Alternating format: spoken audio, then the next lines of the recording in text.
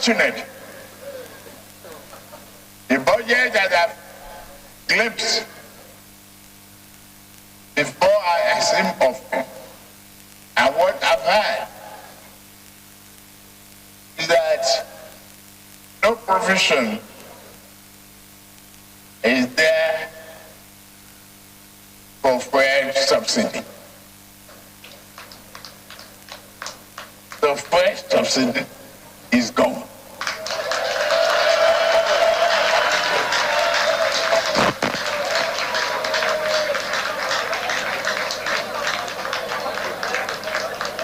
Subsidy can no longer justify an ever increasing cost and the wake of dry resources. We shall instead channel whatever no.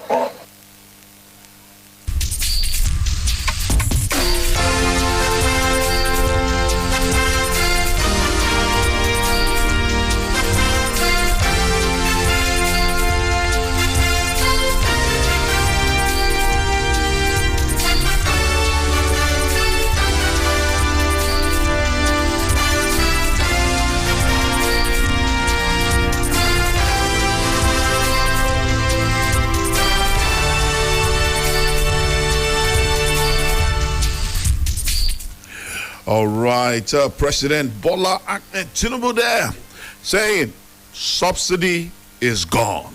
You heard it directly from the, will I say, proverbial horse's mouth. It said subsidy is gone. No, we shall no longer allocate their resources to dealing with the subject of subsidy. So we've gone past the era of subsidy or no subsidy. All right. Well, if you're just joining us, you are listening to the sound of your city, Rapid 96.5. It's been a long day broadcast and still Standpoint's inauguration edition. Of course, all through the month of May, we told you that Mondays will be special focus. But this Monday, metamorphosed from being special focus to inauguration edition. As we speak, the Ochendu International Conference Center is a no-go area. Trust me, it's a no-go area. I've been there. It took me being a new Umahia boy to know my way around, and that's how I was able to get back to the studio. So if you don't have business around CBN, you don't have any business around the Ochendu International Conference Center, please don't just stick with the major road. Stick with the major road. That is a traffic information for everyone. But I must give it to Abians and Umahia residents. The roads are free. A lot of people took the public holidays seriously, stayed home, following developments on the radio, on the TV, and online. And for those of us who are following online, I must say, Rapid 96.5, we are live and interactive on all our social media platforms, on Facebook, Twitter, and Instagram. On Facebook, it's facebook.com/Rapid965FM. Don't forget, you can listen to Rapid and follow developments on Rapid digitally online on our website, www.rapidfm965.com. Just click on the play button and you get to listen to us anywhere in the world. Remember, we are also live and interactive on Twitter at Rapid965 and on Instagram at Rapid965. And then the good news, yes, Rapid TV, we're up, we're active. So all you need to do is get yourself a Star Times decoder and you will get to see a Rapid TV channel 176. Channel 176, beaming you action from all across the country. Abuja, Umahia. Of course, Umahia is our home, our base. So it is Umahia to the world, Abia to the world. For entertainment, information, infotainment, channel 176 is where to be, okay? Rapid TV. All right, I am Nkamian John, the beloved, also known as the controversial, and I did say at the start of the broadcast this morning, several other names have been added. Went home for a business summit and came back with a new name, Berlusconi. Don Berlusconi. I kind of like the name, so don't be surprised if you hear Kamiang John the Beloved, aka Controversial, aka Don Berlusconi. The names are coming, and now that we have a new government, already I've been told, my guest in the studio told me that I'm looking like an Abriba chief, though he hasn't decoded or he hasn't told me the code that determines which side my cap goes to. The one I've gotten is that if I put it back, it means I'm looking for trouble. Well, who's my guest this lovely Monday evening? I've got my friend, my brother, and I'm happy he's here because a few months ago he was on a different divide. So now he's going to be speaking as an Abian, and he's none other than Slick Ogwo. Slick, it's great to have you join us on this very, very historic day for Abia. I mean, it's okay. How do you react to all that has happened today? I mean, after over 20 years of the PDP running the affairs, calling the shots, today colors change. Abia is now a Labour Party state. Absolutely, yeah. I actually was thinking of what name to now call you. Don Berlusconi. Yes, that's the latest one. Oh my goodness, that is a jawbreaker. Oh my God.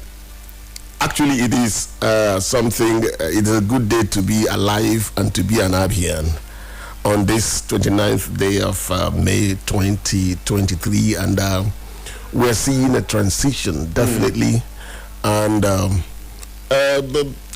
something new, something fresh, not what we're used to. A fresh breath of air. I'm telling you, that is what it is. So it is an exciting time to be in Abia, and then looking at the outpouring of human beings. I don't know where they came from, but you could see a large turnout of human beings from different parts of the world that came into Umuahia today.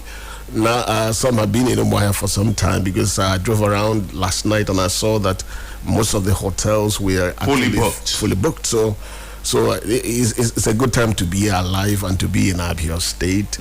And because of the expectations, the promises, that the things that you're looking forward to see, is really a good time to be in Abia State, I must say so.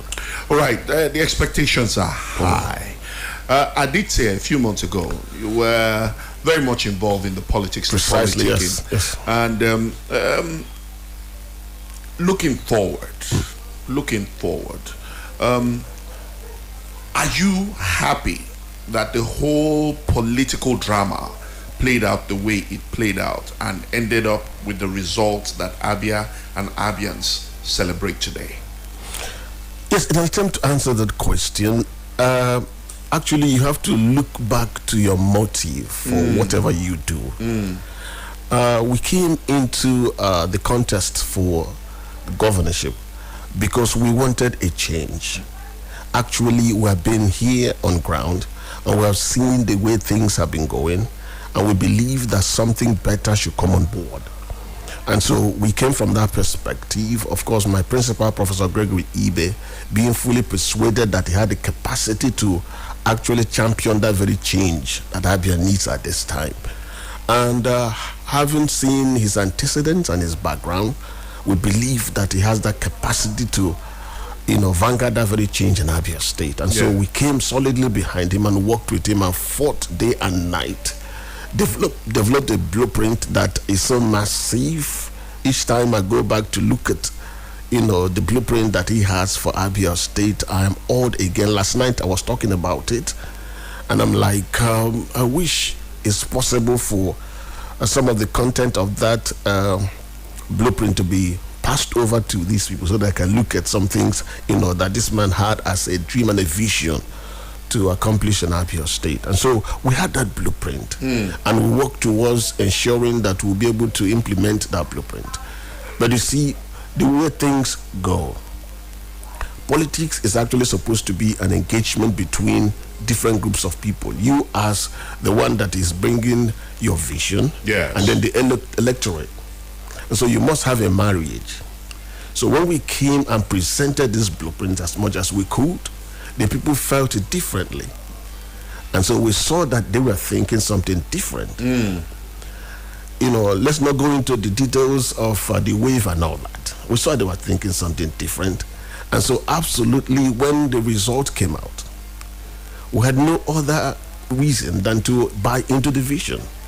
Okay, so that was what led to Professor Gregory Ibe being the first to congratulate Dr. Alex Otti immediately the results were he announced. looked at the outcome of the election, and he said, okay, now the first thing that we achieved is the fact that we're able to retire people that had been there for so Almost many years forever. and they couldn't do much.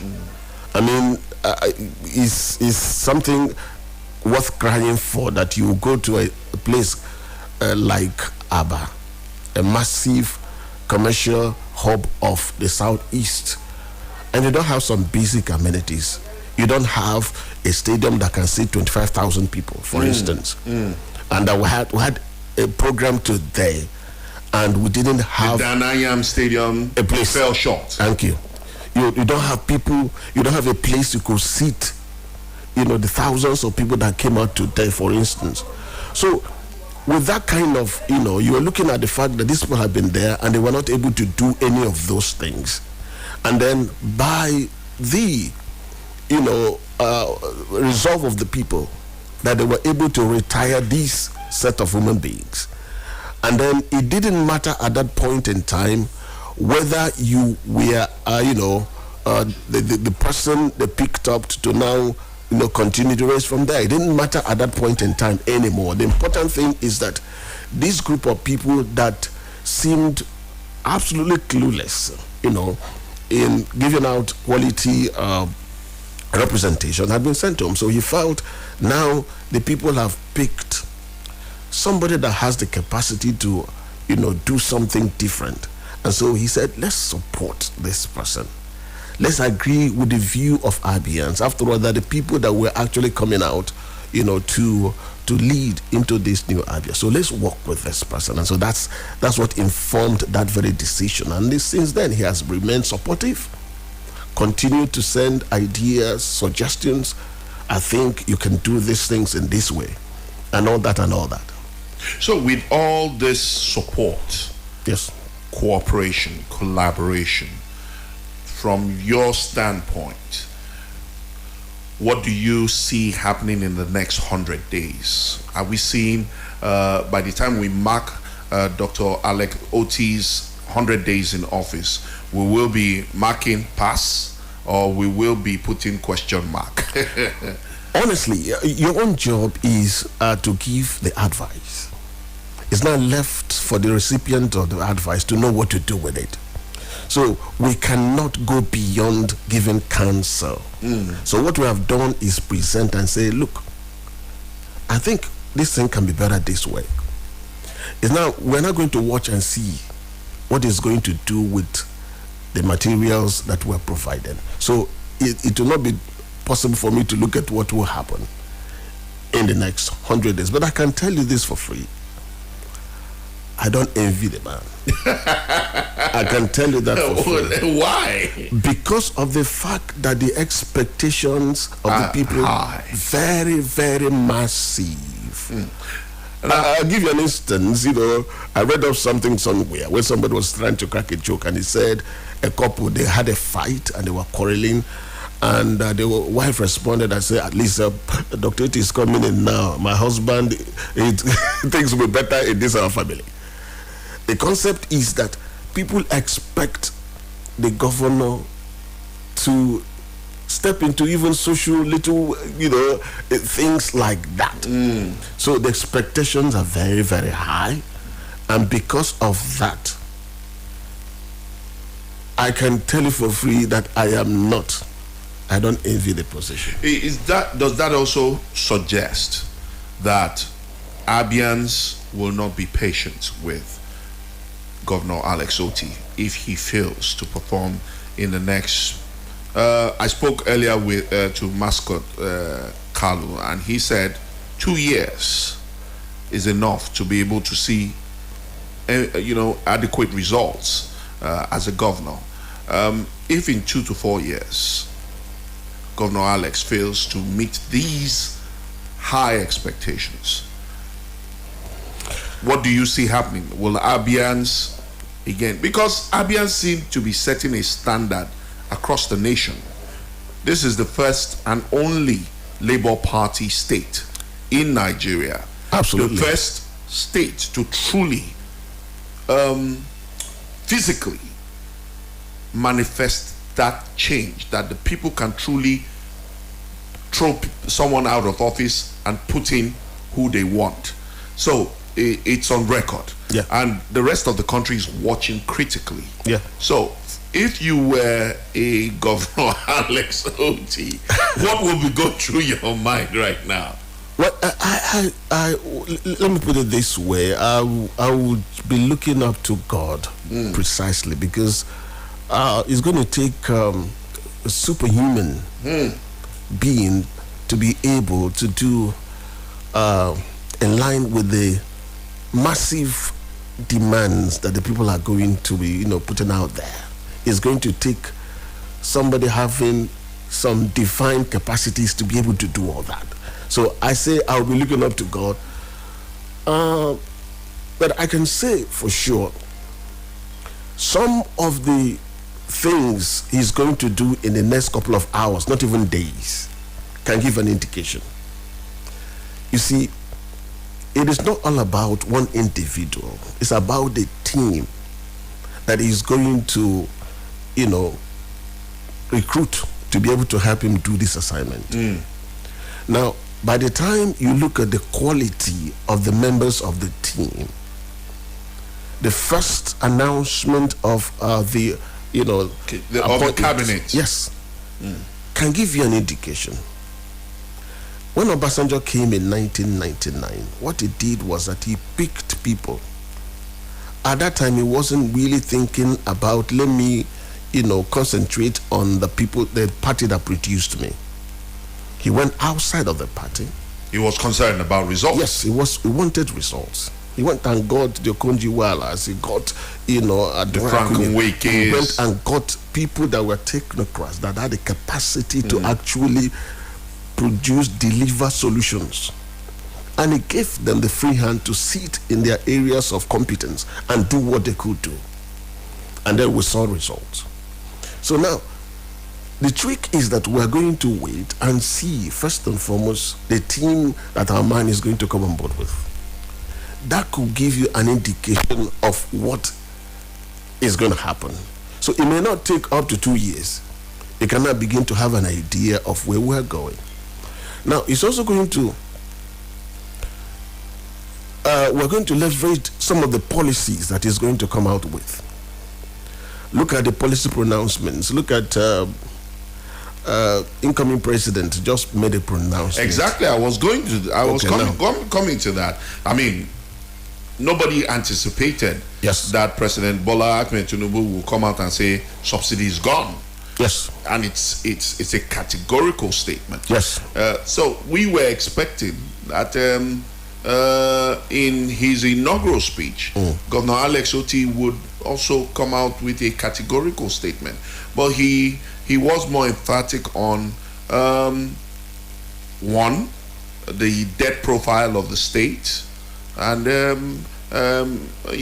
host of other issues. Of course, the subject of unpaid salaries, guaranteeing that I think that would be the most categorical statement for Abians, particularly civil servants in Abia State, that salaries would be paid. Outstanding salaries from June 28 would be cleared. I haven't read the inaugural speech.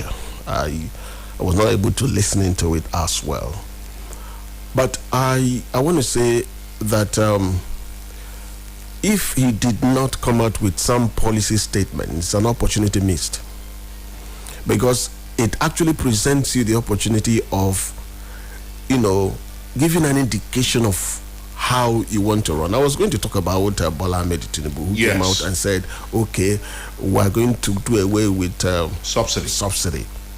Now, after that pronouncement, he's going to send a lot of signals to Nigerians.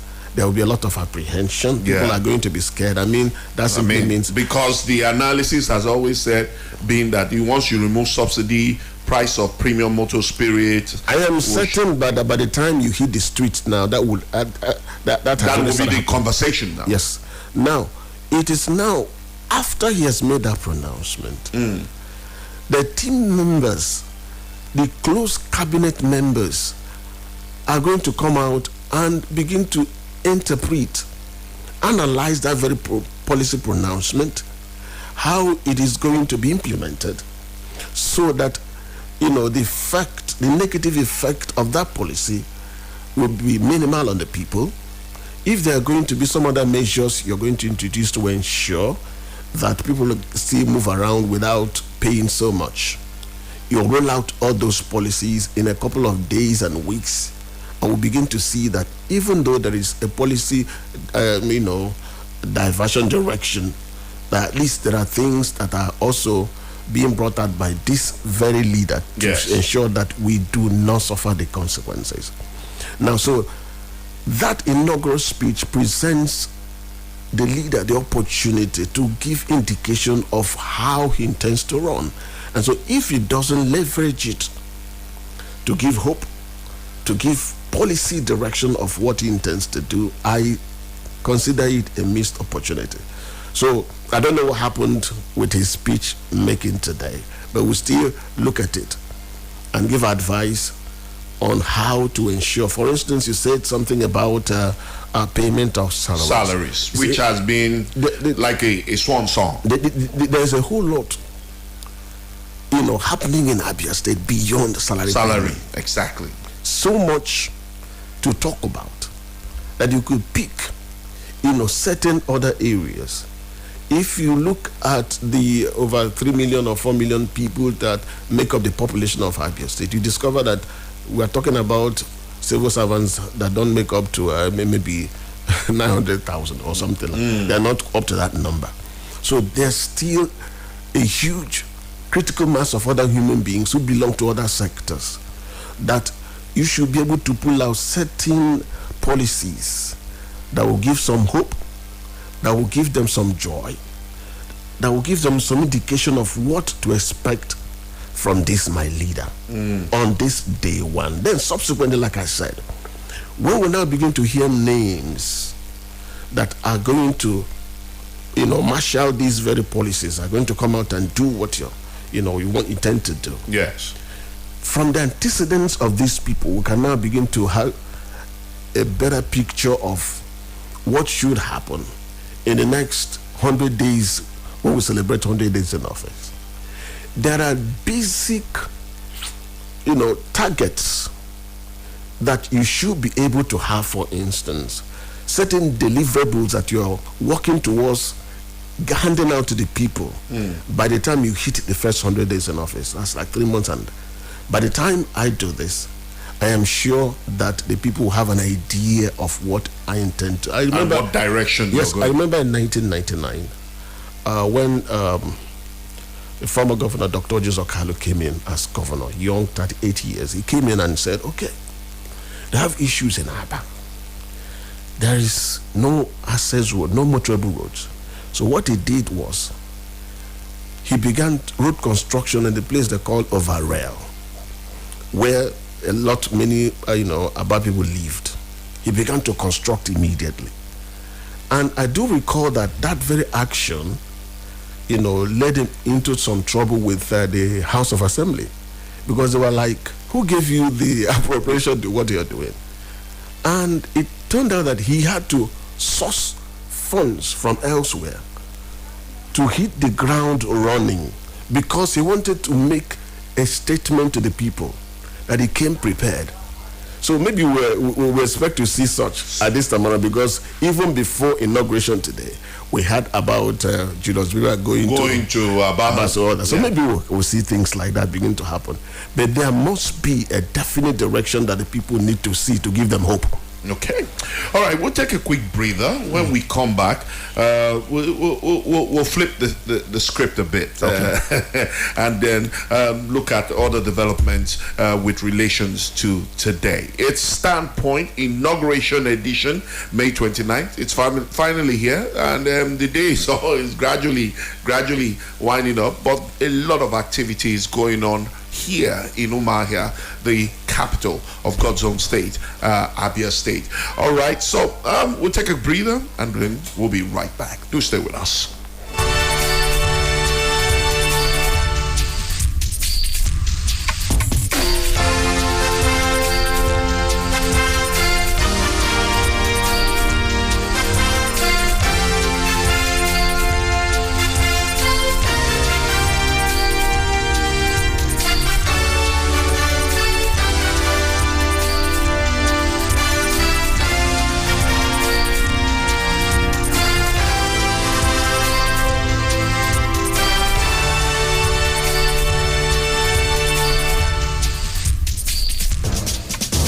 Let's talk politics, dynamics, and permutations. It is a concern that we have for our country, Nigeria. This is beyond partisan politics. It's unfortunate. And these are the kind of people who say they are leaders of this country. What example are they showing as leaders of the country? Let's keep you abreast with the happenings in the polity. Nigeria is on drink and on oxygen. And how can we get out of this? I am an employer of the president. I pay the president's salary. I pay the bills of his family. And he must protect me. Standpoint. The center of all talks of politics. Standpoint, Monday to Friday, 10 a.m. on Rapid 96.5 FM, Umuahia. More Nigerian is more Nigerian than any Nigerian.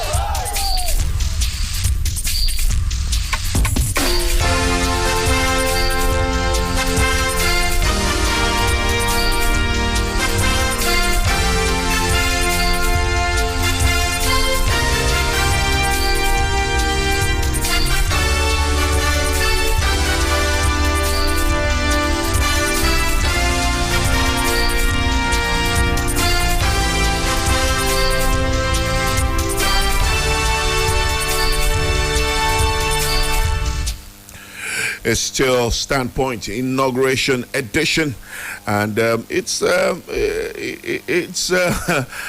been a very historic day as far as Abia is concerned and Nigeria. Yes, many felt this day wouldn't come to pass, of course, with all the drama that has ensued after the March 18th, February 25th presidential elections, and all the drama that has ensued at the election petition tribunal and all of that. So, but today it's a totally different story. Precisely. It's a totally different story. All right, Slick, I did say when we come back, I would flip the script a bit. Yeah. Beyond the inauguration, or as part of the inauguration celebration, there's a whole lot of A-line artists that have been listed to entertain and perform a better part of today. I know that most people in most recent time will remember your political side, but they don't know that you have the entertainment side. And before we even look at the list of A-list performers that are supposed to entertain Abians tonight, and all our visitors that have come to celebrate with Governor Alex Otti, you wrote, let me put it the way you said it to me about an hour ago, by the grace of God. By the grace of God, yes. The anthem for Abia State. What informed you doing that? Okay, I noticed that we didn't have an anthem. I observed that in some other states that they do have a song that they love to sing, and it sort of builds patriotism when they sing that very song. So I started a long time to write an anthem for Abia State. I think I started about 2005. Wow. To write the first. 2005. Yes, when the former governor was governor of Abia State, that's Dr. Ojizo Kalu. I wrote the first, what you could call the first composition of an anthem, and I represented to that government at that point in time. I think they did not understand. They didn't appreciate the need to have an anthem At that time. At that time, so I held back my song.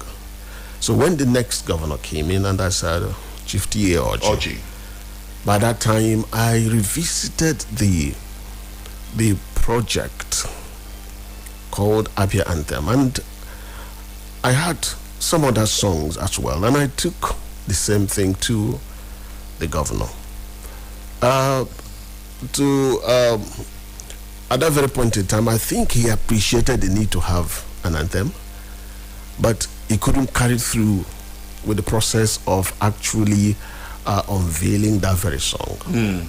So I had to wait again. By the time it's not past governor, by the time Dr. Kese came in as governor, 2015, part of what I welcomed him with was the song. Wow.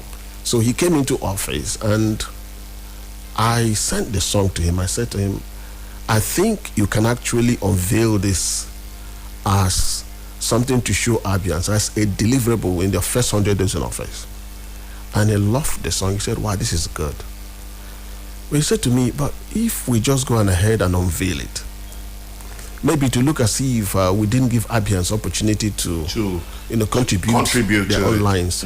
So he said, okay, let's do something. Let's open it up to Abians. Let's say to them, why don't you, if you have any kind of song that you believe can also be the Abia Anthem, send in an entry. So a particular committee was set up, and that was still in 2015. And that committee made up of some of his aides, and I remember Chinenye Nwogu was in that team. And so they now put out an advert on radio and called for entries. And that was the much I could follow up at that point in time. Much later, in the year 2016, I got a phone call, and that's how I met Chinenye Nwogu. He invited me, said, they asked me a question, did you submit an entry for? I said I did. When they went on radio with that advert, I submitted not just one, I submitted two. Wow. So now they said you have to come for a presentation of that very entry. So on the given day, we all presented, and I saw there were about 10 of us. And so they now held, interviews, separate interviews, which they asked questions. Why did you say this lyric? What is the meaning of this? And after that, they said, now give me a copy of your songs on a flash drive. And I did that, and I left. It happened that on the eve of the celebration of creation of Abia State, that was August 27th, 2016, I got a call the night before telling me that they wanted to unveil my song as Abia Anthem on 26th, on that 27th. So, and I needed to be present. So that's how I came down to Umuahia, and I was part of the event. And the governor, in his speech, actually talked about a new innovation that he had brought forth, and which was an Abia Anthem. And so, from that day, it became the Abia Anthem. And each time I listen to the lyrics of the song, I am humble enough to tell myself that I didn't write those lyrics, because if you listen to the lyrics of the song, it's actually a prophecy over the land. It's a prayer over the land. And I'm conscious of the fact that the reason why we have that prophecy is so that God could use that prayer, so sing it every day, now to do something to produce the desires of the people of Abia, which ends with God bless Abia State. Some say it's a very short anthem, that maybe there should have been a second stanza. Why did you keep it so concise? Actually, there is a second stanza. Really? There is also not just an anthem. There's also a pledge. Wow. Now, but our people were too much in a hurry. So they didn't unveil the pledge. A lot of things that are supposed to be part of that whole package. In fact, what they began to use and play subsequently, still playing, as far as I'm concerned, is the demo. The reproduction, Wow. which is a choral rendition of that anthem, is still with me in my system. And I kept trying to communicate. I said to the people, let's now bring the real thing. Now, at this point in time, you're talking about a classical production that would take a whole lot of effort. What I did initially was a kind of demo for you to see what this thing actually looks like, and just took it to town and began to use it. And I kept making efforts. At this time around, you had done things, spent your own money. It is now time for the state to now bring out money so we can do a professional job that we could use. So there is a second stanza, and there is also a pledge that goes with the full thing. The song was done in English and Igbo also, but they took the Igbo. There is an English version. Yes, they took the Igbo. That is one they said the governor liked so much, and I understand why. So now it's all there. Maybe we can now begin to look into, the other parts of that component, the Abia song, going forward. Okay, I'm going to play the demo, and hopefully after this show, Rapid FM will have the pleasure of getting the finished anthem, the classic anthem. It's okay. We would love to play it. We would love to play it. And don't forget, you heard it live and exclusive on Rapid 96.5, that the one you're about to hear is the demo. The real one is yet to come. So let's hear the Abia anthem. Ala agoziri obodo Chukwu Abia bụ obodo ahịa na ọrụ aka, steeti mbụ ekele anyị ga-arụsi ọrụ ike Igbo ndị mbụ Abia gaji ugwu ebebere ugobere igwe bụ ike Chukwu gọzie Abia. There you had it. The demo. It is a demo. Actually, an anthem is supposed to be short and precise, direct, but it must contain lyrics that evoke a lot of patriotism in the hearts of the people. Yes. And it's for us also, because we are called God's own state, it has to contain that element, the God element, the prophecy over the land. So it's supposed to be not a very lengthy kind of song that people just keep singing and singing and singing, but something that you can also catch up with so easily and chant it. I have this goose flesh that pumps up. When I'm passing somewhere and I'm hearing school kids chanting it, I'm just going somewhere and I'm hearing school children, in their morning assembly, that chanting it. I'm like, I remembered the sentiments of reworking the lyrics and writing and composing and going to studio to now render it. So all that. So now we have a new government.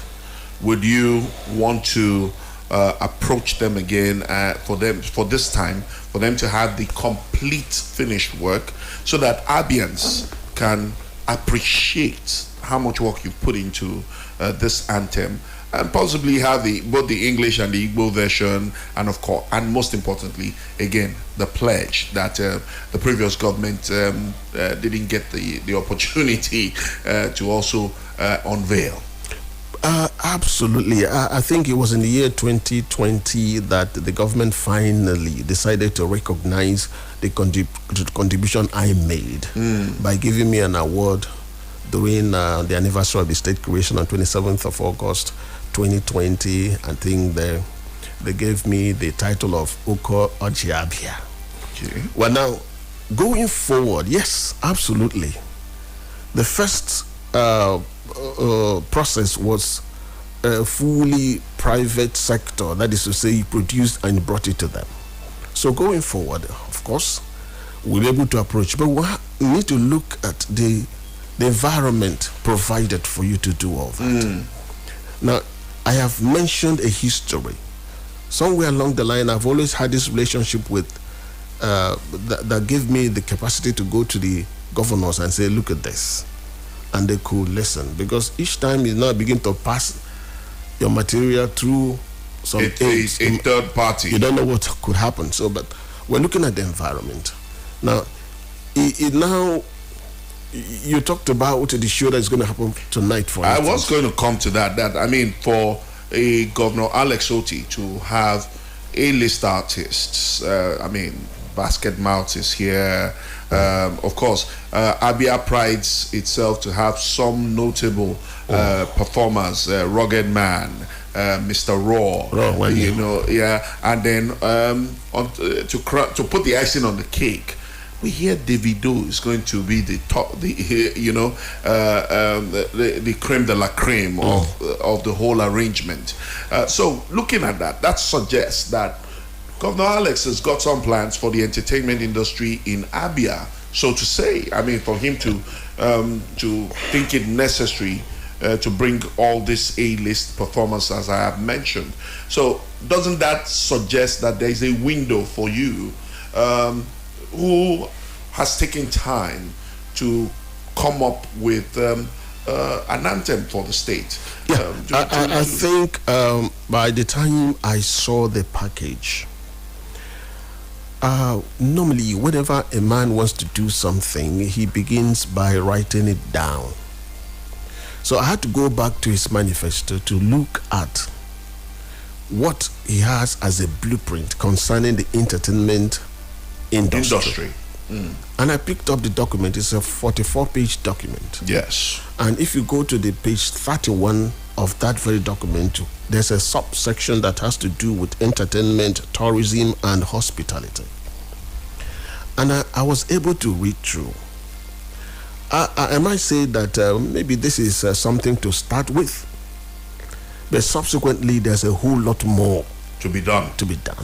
Because in that very one page of the 44-page document, it was able to trace the history of Nollywood to Abia State. It has some elements of truth there, because I do recall going back that actually what began Nollywood is Living in Bondage.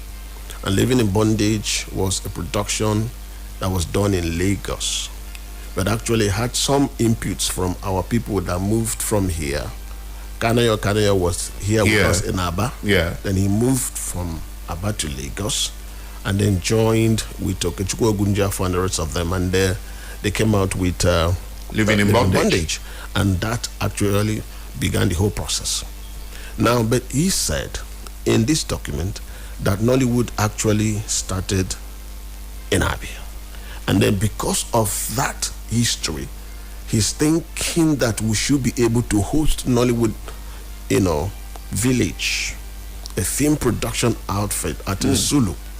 And then from there, be able to attract back Nollywood artists to Abia State to now come and use the facility. So he intends to directly invest in Nollywood. Yes. Or invest in creating Nollywood, a conducive environment for Nollywood in Abia. Precisely. Now, when I saw that in the blueprint, I felt very, very glad, because it simply means that you're thinking in that direction. But you now need to build on it. There's so much potential as far as the creative industry is concerned on this ground in Abia State. And there are so many concepts and ideas of what ought to be done. For instance, apart from the fact that you're talking about Nollywood, I know that from the onset, When Abia was created in 1991, I was on radio in Owerri, the state radio station, and we rejoiced at this thing that God had done for us, that we had a state. I remember celebrating that night on radio, and subsequently we had to come now down to Umuahia to start the Broadcasting Corporation of Abia State. And then beginning there, that presented a platform for us to drive the entertainment industry, in the sense that is from there that you could now, mobilize people to listen in and to create programs, that will entertain the entire Abia State. Then subsequently, there was the creation of the Abia State Council for Arts and Culture. Which also provided a platform for us to now begin to have entertainment, drama, dance, and all that, around the state. Now, also, we now had something called the Abia Festival. Now, these are things that I think the government should factor into this very sector of entertainment. What is happening to the state broadcasting outfit? How healthy is that station? What is happening to similar stations within the state? Is there any way we can provide a better environment so that these guys who are driving the entertainment industry can do their job better? Are there things because what government does basically is to provide the right environment. Exactly. So are there things we can do to ensure? For instance, you cannot do entertainment within an insecure environment. So government thinking about entertainment must secure the place. People love going to Calabar. I went to school in Unical. So from way back, that environment, Canaan City, has been a hub of entertainment. So now, government of Donald Duke came in and leveraged that and said, okay, and built Napa. And built an app, and then say, let's do Carnival Calabar. And wow, the whole world is now headed towards Calabar. Every year. Annually. So people go there. My brother, the amount of injection of commerce it brings to that very environment is massive. It's beyond your imagination. It's wowing. Because at that, towards the middle of the year, actually what happens is that the whole choreographers in Nigeria empty in Calabar. The whole makeup artists empty in that place. The costumiers, they empty in that place. The set designers, they empty there. The cinematographers, photographers, they go there and they begin to prepare the bands that compete in Carnival Calabar at that year. And the whole, corporate world, they'll go down there to buy boots and all that. So now we're thinking that setting an agenda for the present government is looking holistically in the entertainment sector and seeing where you need to plug some holes.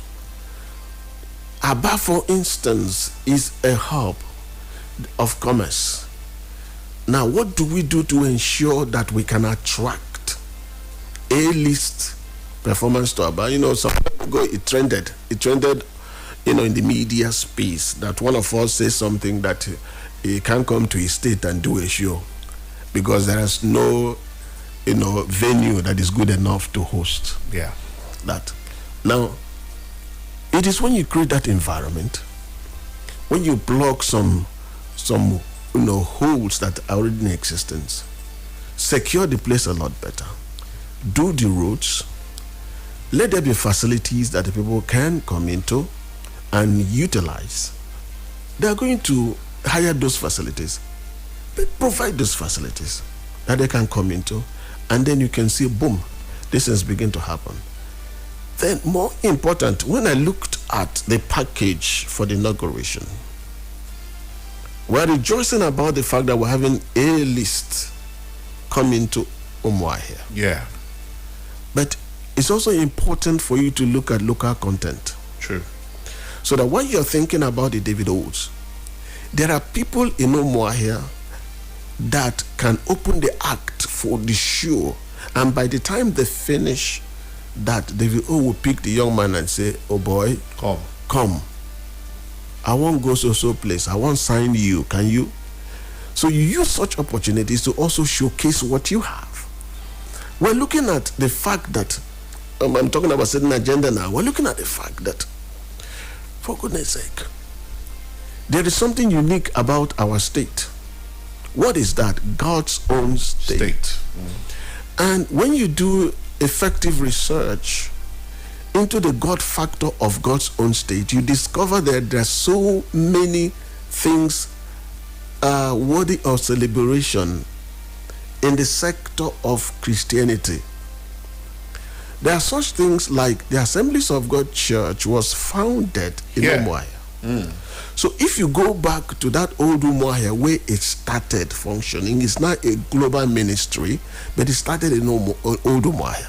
So if you go back there and raise a camp, if you go there and raise a massive program like people always go to a winners program at the end of the year, Shiloh, you don't know the amount of impact. Okay, you're suggesting they go the way of Akwa Ibom State that has a massive what do they call it again? Carol at the end of the year, where the governor decided to go into Guinness Book of Records by having the largest choir in the world, and he conducts the choir. Look at the creativity. Now we can come up with something unique to our brand as God's own state and draw the entire nations of the world.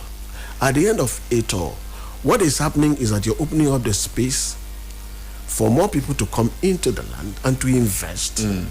Because at the instance of that carol that you mentioned, so many people are encouraged to build lodging facilities so that people come in there and lodge and pay money. The same thing with Calabar. So many people are, cashing in on that very opportunity and opening business ventures that will be driven by that carnival annually. So now you can think about, we used to have Ugwabia Festival, which was basically a cultural carnival. So what do you do to revive that? We have, I mentioned the Abia State Council for Arts and Culture. It's almost comatose right now. So now you need to rejig that very sector to make sure that we can use that platform to raise our local artists. And then when they put up whatever packages that they have, you use government platform to give it visibility, global visibility. What my principal does most of the time is that we have a theater arts department in the university that is so good. So what does he do? He carries them wherever. There's an event in Lagos, he takes those people, go there and perform. They'll go there and perform, they showcase the culture of the people. Of course, from the private sector, because if you look at what has been happening in entertainment in Abia State, you see that most of it has been driven by the private sector. I do recall that he started, Professor Gregory Ibe started the Igbo Uturu Cultural Carnival in the year 2008 and powered it to become an event that will host about 16 states. Troops and tourists from our 16 states will come down and entertain people in that vicinity. So now, the government needs to be the driver of what should happen in that sector by providing the right environment. By also stimulating private engagement in that very sector by, if there is going to be rebates they are going to, provide. So it's not going to be a one-off thing like we have Davido coming together. It's something people can look forward to annually. Precisely. Oh, wow. I'm sure they're listening. I'm sure they're listening because They are to change the whole now. no, even though they are to change the hall, I'm sure he has people who are listening, because he would expect that the media naturally today will take advantage to x-ray his advent and of course try to set an agenda Precisely. for his administration. So I want to believe he has people listening and they're taking note of all of this. Well, at this point, I really want to say a big thank you to you, Slick, for making our time. I know today is one busy day for everybody, for Abians. We all have one role or the other to play in today's events. When you wear the Okpuago, that's what you're wearing right now. When you wear the Okpuago, you're making a statement. I am making You're a saying, statement. I'm a warrior.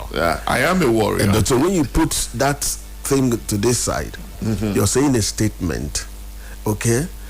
I belong to a particular warrior gang. Warrior clan. Gang. When you put it to the other side, you're saying, I'm a prince, but I'm also a warrior. Oh, I prefer that one because I am a prince. Oh my God. I'm happy you have decoded it for me now. So I'm looking forward to as many chieftaincy titles as possible. My namesake and former commissioner for trade and investment has said that he would ensure that I get an Abriba title. One, yes. Yeah, so he will give you. I mean, he's very liberal at giving such. So I'm looking forward to that, and I'm looking forward to becoming a full son of Abia. Okay. So that when I go out there, people get confused and they're like, "Your name, man?" I say yes, but I'm from Abia. I'm from Abia. Well, Slick, thank you so much for making our time to be with us on this inauguration edition of Standpoint, and of course, for the people of Abia, we truly look forward to positive results. We do. One thing I will leave the people with is don't leave it at just expecting the man to overdo himself. I would like to ask a question. How many times have you prayed for Dr. Alex Otti today? Because if actually you want him to behave like a god, if you want him to do superhuman things, then you must pray him, into God. Make sure that there is a divine intervention in his own administration. And so that calls for us to keep praying and keep interceding and asking God to help him. I mean, I'm talking of passionately, and not just we waste so much time talking about our expectations, but we can go to God and present his expectations and present his servant and say to him, use him and do this work that we want to be done in our state. Amen. Amen. Thank you so much, Slick. And of course, you heard it. Let's pray for Dr. Alex Otti, the executive governor of Abia State. That's it on this edition, session of inauguration edition of Standpoint. Of course, tomorrow we go back to the usual format and we begin to x-ray developments as always. Trust us, we still have our ears to the ground and our searchlight beamed across Abia, the southeast, and Nigeria at large. I am Nkamiel John, the beloved, also known as the controversial, and thank you, Abia. And it's a new dawn. It's a new era.